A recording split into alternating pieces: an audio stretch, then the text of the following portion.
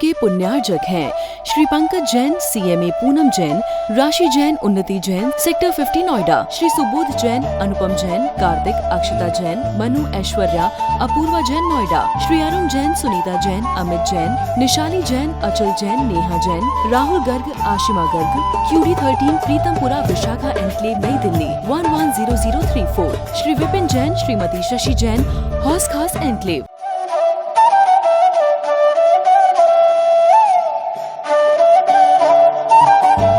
मिलती है गुरुवरों की संगत कभी कभी, मिलती है गुरुवरों की संगत कभी कभी, होते हैं गुरुवरों के दर्शन कभी कभी, होते हैं गुरुवरों के दर्शन कभी कभी। महानुभावों, जैसी संगत वैसी रंगत, ये कहावत आपने कई सालों से, कई वर्षों से, कई दिनों से सुनी होगी, लेकिन अपने जीवन में संगत को नहीं बदल पाए। जो व्यक्ति जिस संगति में जाता है वैसे ही वह हो जाया करता है। आप जिन मंदिर में रोज नहीं जाते हो, लेकिन कभी जाते हो और भगवान का अभिषेक करने के लिए वस्त्र बदलते हो, तो लोग आपको क्या कहते हैं? आप क्या हैं? पुजारी हो गए, आप धर्मात्मा हो गए, आप सम्यक दृष्टि हो गए। रोज आप अभिषेक नहीं कर रहे हैं, रोज आप पूजन नहीं कर रहे हैं, लेकिन जिस दिन भी आप वस्त्र बदल के भगवान के अभिषेक करने के लिए उद्यत होते हैं तो आपको लोग पुजारी कहने लग जाते हैं, क्योंकि आपने पुजारी की संगत की है। आपने मान लो पूजा अभिषेक नहीं किया, लेकिन जिन मंदिर में अंदर आपने प्रवेश कर लिया, चाहे आपका बिजली का काम है, मान लो माइक का काम है, कैमरे का काम है, आप उस काम के कारण मंदिर में आ रहे हो, लेकिन आप जिन मंदिर में आ रहे हो तो लोग क्या कहते हैं आपको कि भाई धर्मात्मा आदमी मंदिर जा रहा है। आपका प्रयोजन कुछ और है, लेकिन मंदिर में आ गए तो लोग क्या कहेंगे? धर्मात्मा आ रहा है। और इसके विपरीत आपका सप्तव्यसन का त्याग है, और सप्तव्यसन में मदिरा का भी त्याग होता है, लेकिन आप रास्ते से गुजर रहे हो, बहुत जोर की प्यास लगी और एक मदिरालय में जाकर आपने पानी पी लिया, तो लोग क्या बोलेंगे? शराबी है। शराब कभी पीता नहीं है। पूरे संसार को मालूम है कि ये व्यक्ति शराब का त्याग किया हुआ है, लेकिन शराब की दुकान पर बैठकर पानी पीने वाले को भी लोग शराबी कहेंगे। जुए के ठेके में जाने वाले व्यक्ति को लोग जुआरी कहेंगे। तो जैसी संगति होती है वैसा ही उसका असर जीवन में आता है। एक गांव में, एक जंगल में एक शेर का झुंड जा रहा था और बहुत सारे शेर जा रहे थे। इतने में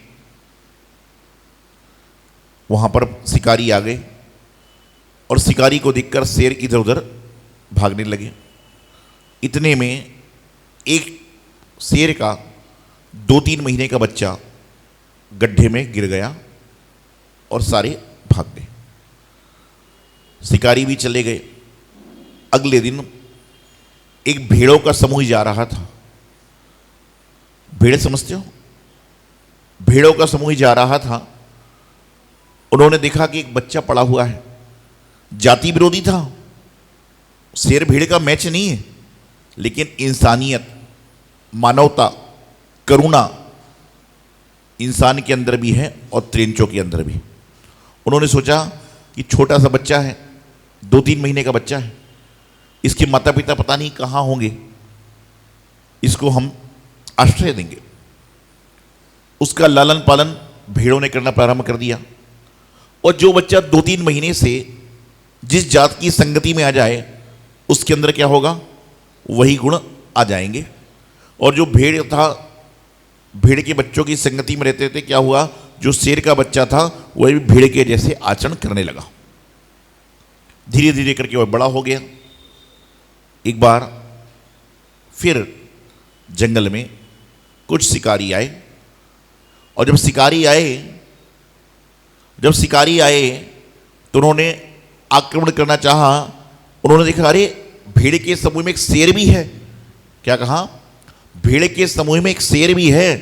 वो भाग खड़े हुए, बोले भेड़ से तो हम बच जाएंगे लेकिन शेर से नहीं बच जाएंगे। तो भेड़ कैसे बच गए? शेर साथ होने के कारण। क्या हुआ? शेर साथ होने के कारण भेड़ बच गए। संगति भेड़ की थी, शेर की संगति भेड़ की थी, लेकिन शेर को देखकर लोग भाग गए। इतने में कुछ दिनों बाद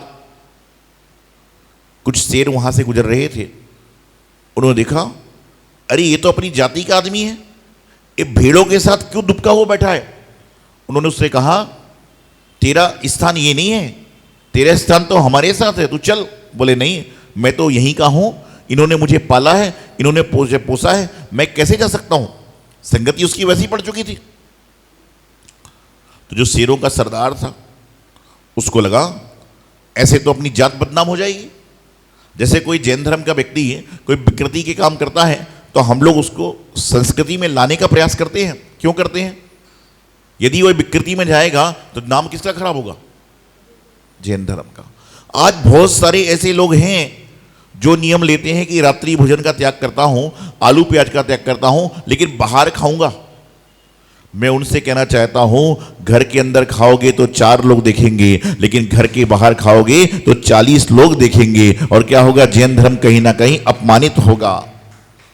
ऐसे बहुत सारे लोग हैं जो कहते हैं बाहर की, क्या बोलते बताओ, बाहर की छूट है, 30 त्योहार की छूट। एक बार क्या हुआ, एक व्यक्ति आहार देने आया।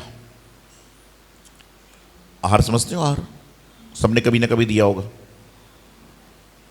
आहार देने आया तो महाराज ने इशारा किया, आलू खाते हो? आलू समझते हो? आलू। बोले आलू खाते हो? बोले जी खाता हूं, लेकिन आज से त्याग है।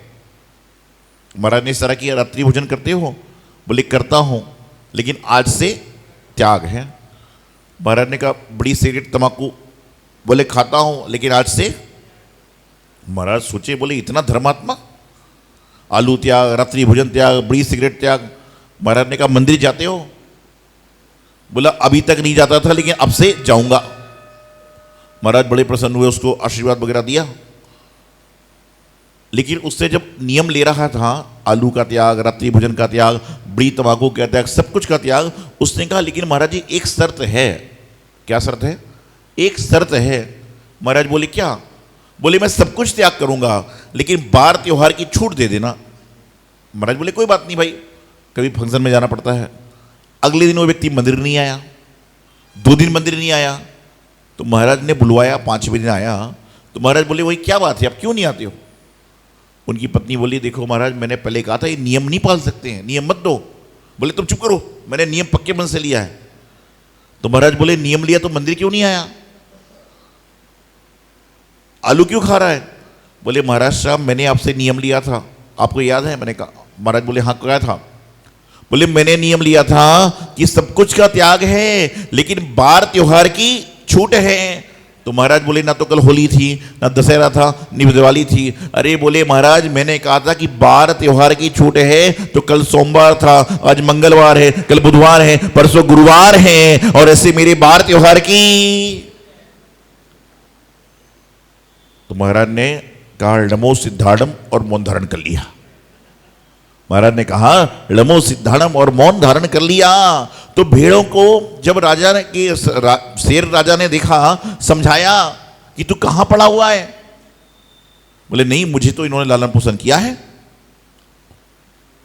अब शेर ने सोचा क्या किया जाए, इसको अपनी जाति में कैसे लाया जाए। यदि ये भेड़ की जाति में रहेगा तो शेर की जात बदनाम होगी। उन्होंने क्या किया, एक बार भेड़ों पर हमला कर दिया। क्या किया? भेड़ों पर हमला कर दिया। और जब भेड़ों पर हमला किया तो शेर का बच्चा जो था वो भी भाग रहा था, लेकिन इतने में शेरों ने अपनी आवाज लगाई तो उसके अंतरंग से भी आवाज आई कि मैं शेर हूं। और जैसे ही उसके अंतरंग से आवाज आई कि मैं शेर हूं, तो भेड़ के सरदार ने कहा इसको अब जंगल में छोड़ दो। क्या कहा? इसको अब जंगल में छोड़ दो। बच्चे बोले क्यों? बोले इसके अंदर अब शेर के गुण आ चुके हैं, अब ये भेड़ नहीं है, और जब शेर के गुण आ चुके हैं तो ये भेड़ों को भी मारकर खा सकता है। और उसको जंगल में छुड़वा दिया और वह अपने कबीले में जाकर शामिल हो गया। जब तक वह भेड़ के संस्कार में जी रहा था तो उसको रखे क्योंकि वह गलत जगह पर था, और जब वो सही जगह में आया तो उससे अपने भी दूर हो जाते हैं। यही जीवन है कि आपकी संगति कैसी है। लोग कहते हैं संगति हो तो दूध में पानी के जैसी हो, कहते हैं ना कि दूध में पानी की जैसी हो, लेकिन मेरा मानना है कि संगति दूध में पानी की जैसी ना हो, क्योंकि पानी और दूध को अलग अलग किया जा सकता है। संगति यदि हो तो दूध में शक्कर के जैसी हो, कि शक्कर में दूध मिल जाता है, दूध में शक्कर मिल जाती है तो उसको कोई भी अलग नहीं कर पाता, पूरा दूध मीठा हो जाता है। दूध में यदि पानी मिलेगा तो दूध का नुकसान है, लेकिन दूध में यदि शक्कर मिलेगी तो दूध का फायदा हो जाएगा, दूध और महंगा हो जाएगा। तो आपको संगति किसकी करना है? नदी का पानी, सागर का पानी, नाली का पानी, तालाब का पानी पानी ही होता है, लेकिन वह जिस वस्तु में जाकर मिल जाता है उसका मोल बढ़ जाता है या घट जाता है। जिस तरह से बारिश का पानी होता है ना, सीप में जाता है तो क्या बन जाता है? मोती। सागर में जाएगा तो क्या बनेगा? सागर का पानी। लेकिन यदि सांप के मुंह में जाएगा तो क्या बन जाएगा? जहर बन जाएगा। पानी में कोई दोष नहीं है, लेकिन पानी की संगति में दोष है। यदि आपकी संगति इस तरह के लोगों से है तो आप भी कई जगह पिट सकते हो, और यदि आपकी संगति अच्छे लोगों से है तो आप कहीं पर भी उच्च स्थान पर जा सकते हो। इसलिए अच्छे लोगों की संगति करने का प्रयास करें। और संगति कैसे लोगों की हो? जो निंदा परक ना हो, क्योंकि आज जो व्यक्ति आपके सामने बैठकर किसी दूसरे की निंदा कर रहा है, वह व्यक्ति इस बात को तैयार रहना कि परसों किसी और के सामने आपकी निंदा भी करेगा। आप रस समझते हो? रस काय के रस होते हैं? Mango juice, pineapple juice, orange juice, चीकू से पता नहीं क्या क्या होता है, होते हैं ना रस होते हैं। एक रस ये होते हैं और एक सटरस होते हैं। कौन कौन से होते हैं? मीठा, घी, दूध, दही, तेल और नमक, ये सटरस होते हैं और पीने वाले रस होते हैं। लेकिन इन्हें सबसे भी ज्यादा खतरनाक एक रस इस पंचम काल में पैदा हो गया है। सटरस से बच सकते हो, मैंगो जूस आदि से बच सकते हो। इस समय सबसे ज्यादा प्रचलित एक रस चल रहा है। कौन सा रस है? निंदा रस।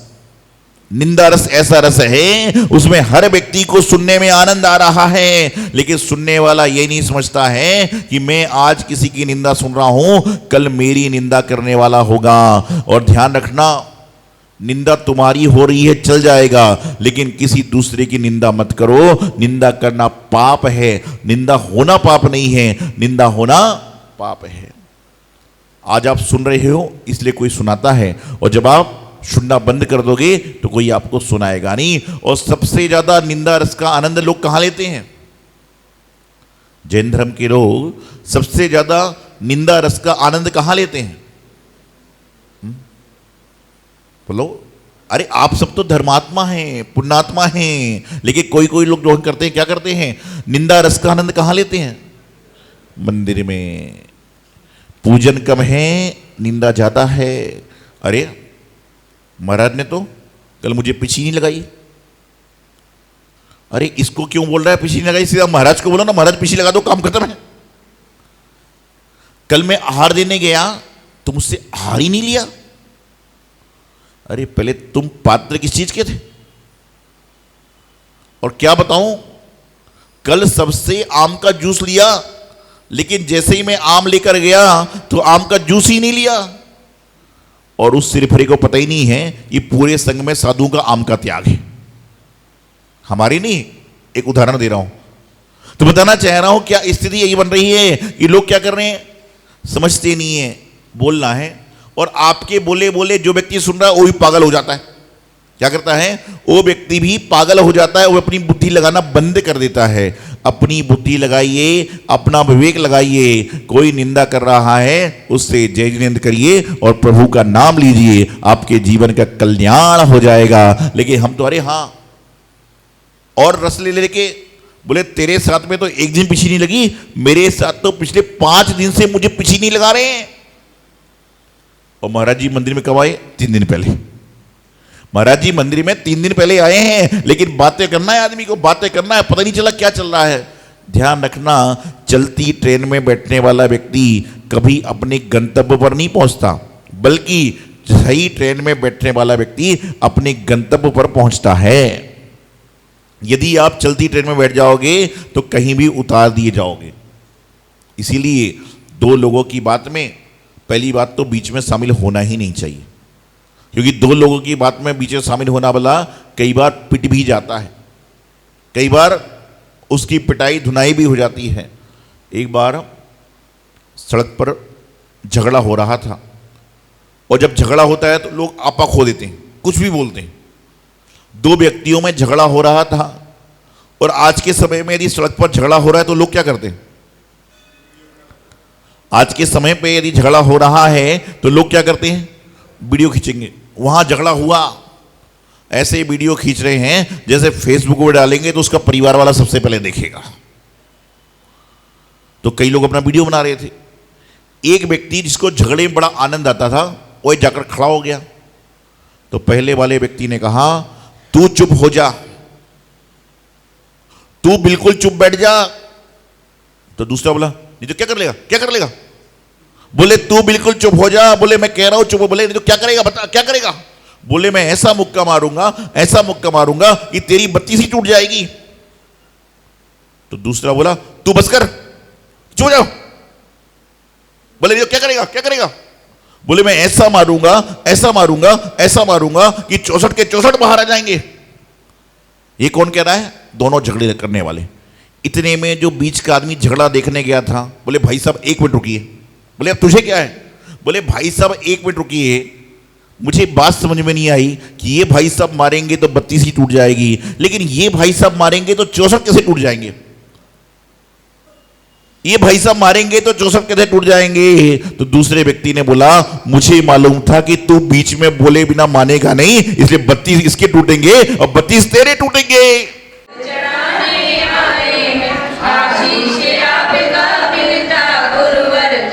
इस कार्यक्रम के पुण्यार्जक थे श्री पंकज जैन, CMA पूनम जैन, राशि जैन, उन्नति जैन, सेक्टर 50 नोएडा, श्री सुबोध जैन, अनुपम जैन, कार्तिक, अक्षता जैन, मनु, ऐश्वर्या, अपूर्वा जैन नोएडा, श्री अरुण जैन, सुनीता जैन, अमित जैन, निशाली जैन, अचल जैन, नेहा जैन, राहुल गर्ग, आशिमा गर्ग, QD13 प्रीतमपुरा विशाखा एनक्लेव नई दिल्ली 110034, श्री विपिन जैन, श्रीमती शशि जैन, हौस खास एनक्लेव।